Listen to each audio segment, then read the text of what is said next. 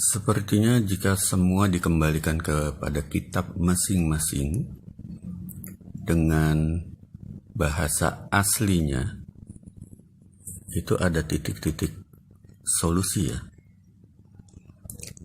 Sebuah ilustrasi kita ambillah tentang Mesias. Mesias ini harusnya kan pemimpin semuanya ya, bukan hanya satu kelompok. Itu di dalam Bible disebutkan pemimpin Israel itu berasal dari suatu peradaban masa lalu yang masih eksis. Sampai sekarang masih eksis, kira-kira mana itu? Tebak.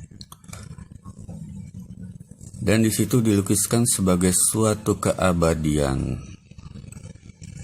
Jadi pemimpin kaum Bani Israel ini berasal dari luar. Memang sepertinya berlaku di mana-mana juga ya, kalau pemimpin itu harus dari luar lah. Ketika pemimpin itu dari dalam, itu ditolak. Contoh kita bangsa Indonesia itu komplain melulu terhadap pemimpin itu. Sehebat-hebat Bung Karno dikomplain ya. Jadi dia harus dari luar. Kalau ada orang bule ngomong baru didengar. Orang kita ngomong ditonton doang. Nonton bukan berarti nerima kan. Dilirik, itu terus udah caw gitu. Tapi kalau orang bule ngomong baru diperhatikan benar-benar, diterima gitu. Nabi Muhammad sendiri waktu di Jazirah Arab, Hijaz, itu kan perantauan orang luar itu. Suatu kaum dari luar yang tinggal di sana. Peranakan dari non-Arab. Itu pemimpin orang Arab itu orang dari luar. Dan masuk akal juga kalau disebut pemimpin Israel itu dari peradaban masa lalu yang masih eksis. Nah, kira-kira mana ini? Jadi di situ disebutkan Zion itu tempat abadi Tuhan memerintah atas suatu bangsa yang kuat selama-lamanya. Lantas gimana dengan Yerusalem itu yang selama ini dipersamakan sebagai Zion? Jadi orang-orang pada ke sono ya, ke Israel itu dengan pandangan bahwa Zion adalah di situ. Akhirnya yang dianggap keturunan Israel dialihkan istilahnya, pindah ke sana. Tapi kenyataannya di sana bukan tempat yang ideal itu. Artinya mereka sendiri sesama Israel itu tidak benar-benar akur, tidak benar-benar merasa satu darah, merasa satu paguyuban gitu kan.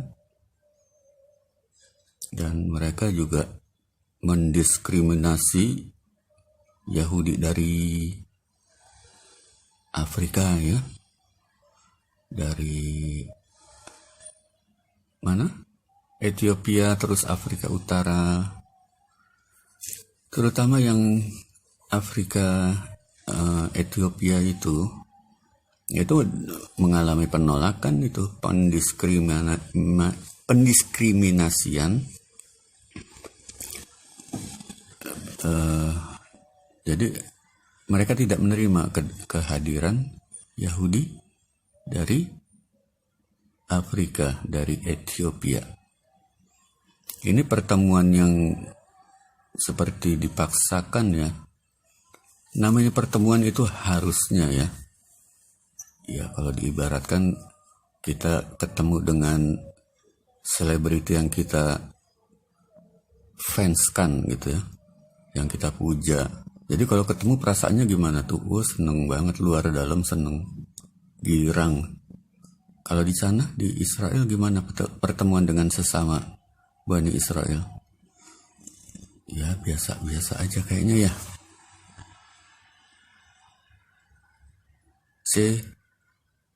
CMIIW, correct me if I'm wrong. Karena memang itu bukan Zion itu. Kalau Zion itu abadi. Kalau Yerusalem suatu saat akan mengalami kehancuran. Itu nggak ada yang tinggal di situ lagi. Beda dengan Zion. Zion ini memang juga misteri karena asal usulnya juga nggak ketahuan itu asal usul bahasanya dari bahasa mana. Tapi kalau dilihat dari indikasi di Bible, ya itu dari suatu bangsa yang kuat yang berasal dari peradaban masa lalu, dari suatu keabadian. Jadi peradaban masa lalu itu masih eksis sampai sekarang itu. Jalurnya bisa diduga jalur Yafid ya. Yafid itu kan di Indonesia. Kayak ini seperti suku Baduy itu kan beriman kepada Nabi Adam ya. Nabi Adam itu milik kita itu. Sunda Wiwitan itu beriman kepada Nabi Adam. Kepada Nabi Muhammad gimana pun. Jadi syahadatnya tuh banyak ya. Di antara banyak syahadat, salah satunya ya sama dengan syahadat kita. Jadi mereka itu udah Islam gitu. Cuman penyebutannya aja Sunda Wiwitan ya. Udah bersyahadat ya Islam lah.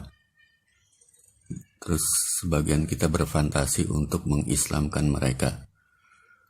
Ya asal tidak memporak-porandakan warisan para nabi mereka dahulu ya nggak apa-apa. Nabi Muhammad sendiri terhadap kaum ahlul kitab itu kan mengasih opsi mau masuk Islam monggo, mau tetap di Kristen di Yahudi monggo gitu kan. Karena dengan tetapnya mereka di agama sebelumnya itu berarti kan suatu semacam pendalaman gitu ya, pendalaman penghayatan sampai benar-benar melotok gitu kan.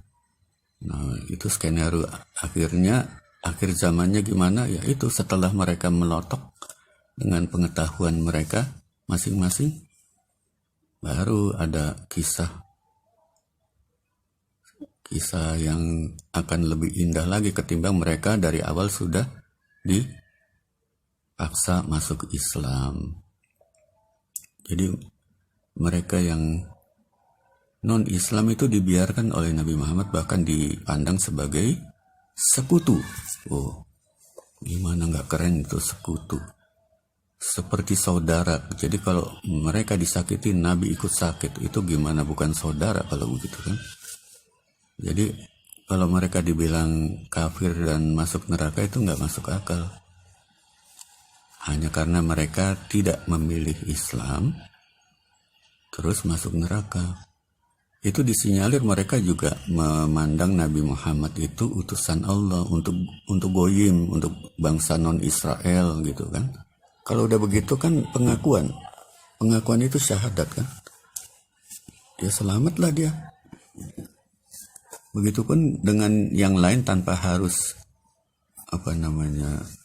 bersyahadat menurut agama masing-masing. Itu orang yang positif terhadap Nabi Muhammad itu udah syahadat, termasuk syahadat itu menghormati Nabi Muhammad walaupun mereka tetap dalam agamanya memelihara warisan para nabi sebelumnya. Jadi ini Indonesia memang dipandang gitu, difokuskan oleh dunia. Jadi kalau bicara soal Mesias ya itu dari bumi Nusantara dan cocok ya, masih hidup peradaban lama itu Sunda Wiwitan termasuk Saman ya. kapitayan gitu kan. Itu mereka positif terhadap Islam itu. Jangan dikira anti-Islam. Nah kalau ada yang kelompok kejawen yang sinis, ya itu problem yang harus diselesaikan. Itu apa mereka belum membaca ajaran Islam sebenarnya? Udah baca Quran belum? Udah baca hadis belum? Gitu kan? Jadi mereka sinis. Seolah-olah Islam tuh harus menggusur. Masa itu peninggalan para nabi digusur gimana sih?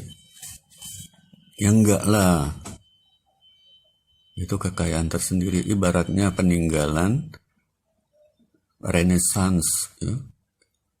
Itu kan kelanjutan dari ilmu-ilmu dari sarjana-sarjana Muslim terus diteruskan oleh sarjana-sarjana Barat gitu. Itu apa mau dibuang juga itu hanya karena kita menganut Islam kan enggak. Ya macam gitulah. Kearifan lokal ya macam gitu. Dan dikira kearifan lokal itu ece-ece. Justru itu ilmiahnya bukan main itu. Komet dibilang lintang kukusan ya. Seperti kukusan itu. Ya itu mesin. Komet itu mesin.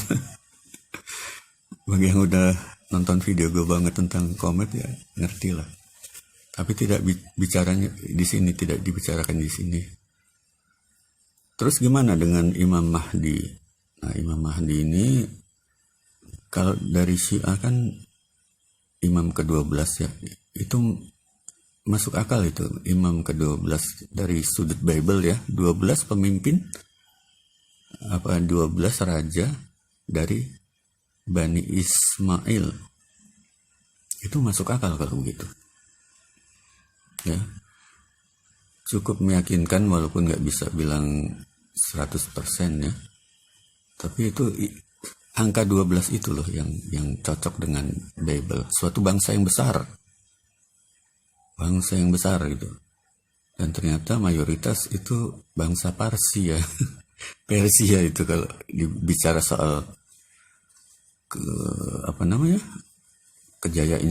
kejayaan Islam masa lalu.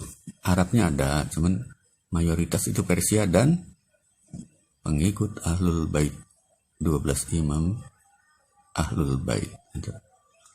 Dan kalau dilihat dari perawakan itu pasti penampilan orang Barat lebih ke penampilan orang Barat. Karena apa?